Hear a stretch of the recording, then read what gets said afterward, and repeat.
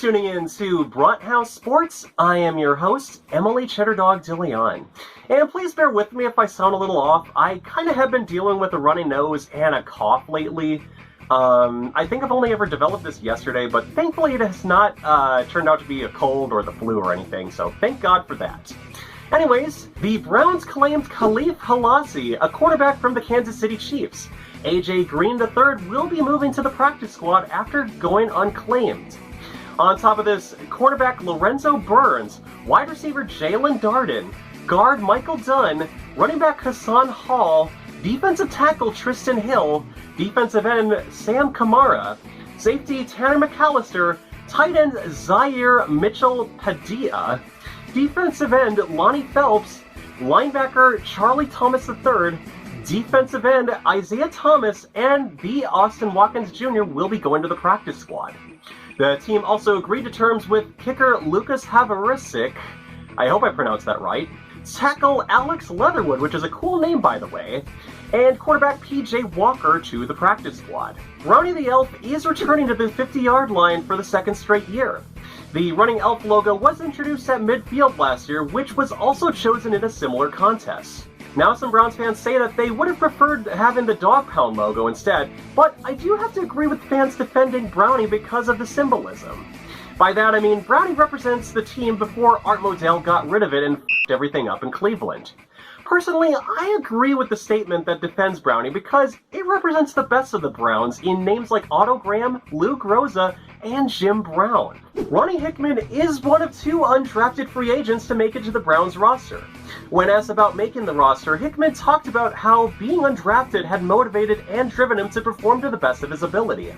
It's not a surprise that Hickman made the roster, but that D'Anthony Bell, who was also an undrafted free agent last year, had also made the roster. If anything, both Hickman and Bell's talent has been capitalized, and that it could be as soon as this season, that Ronnie Hickman could take the field. On Thursday, the Browns announced their 5 team captains. Deshaun Watson, Anthony Walker Jr., Charlie Hewlett, Joel Bitonio, and Myles Garrett will each sport the C on their jerseys after being voted captains by their fellow teammates.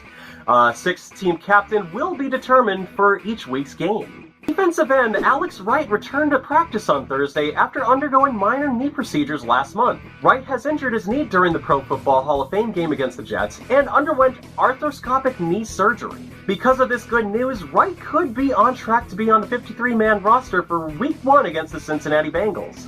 Though this can't be guaranteed since returning to practice doesn't mean he'll be ready for Week 1, but it could mean that he might not be on injured reserve. Only time can tell if Wright will be ready soon, but regardless, I'll be happy to see him in uniform again. Denzel Ward has struggled with injuries virtually every season since beginning his career with the Cleveland Browns in 2018, but the ones that have been the most concerning is concussions. During the preseason finale with the Chiefs, he sustained yet another concussion, and it is his 4th he sustained in the NFL. During his time with the Browns, he got 2 in December 2018 and a 3rd in October of last year. During his time with the Browns, he got 2 in December of 2018, literally twice, and a 3rd in October of last year. This is something both Ward and the Browns do need to take seriously. Concussions can cause long-term effects, and he still has a ton of money left in his deal. If anything, he has to continue to play. He will need to take more time off to recover from this injury. If he does rush back into this game, he could risk yet another head injury that could end his NFL career. And before we go, we're going to talk about Myles Garrett. He's more than lived up to the hype after being the Browns' #1 pick in 2017. Garrett has yet to snag himself the Defensive Player of the Year award in the NFL, but this year could be his thanks to offseason signings of Za'Darius Smith and Ogbo Okoronkwo. Combining this trio's stats, they got a combined 187 pressures and 31 sacks in 2022. These are some damn good numbers, and I believe Jim Schwartz, as defensive coordinator, will capitalize on them. Sure, Garrett will deal with double teams again, which is obviously a given, but if Garrett is blocked, Smith and Okoronkwo will make offenses pay. Garrett must stay healthy if he wants to achieve this. And also before we go, I'm reminding you that the Browns home opener is this Sunday at noon Central Time, and for viewers in Ohio, 1 p.m. Eastern. I think the game is on CBS, but don't take that as 100% from me because I don't live in the Cleveland market, so I don't exactly know what their TV schedule looks like. So I apologize for that. But if you are out of market like me, the game is on the NFL Sunday Ticket. If you can't afford YouTube's price, find a local sports bar with it, ideally one with the Browns-Packers chapter. And thank you again for watching Brathouse Sports. Once again, I'm your host, Emily Cheddar Dog de Leon. Please like and subscribe and turn on the notification bell, as I would greatly appreciate it.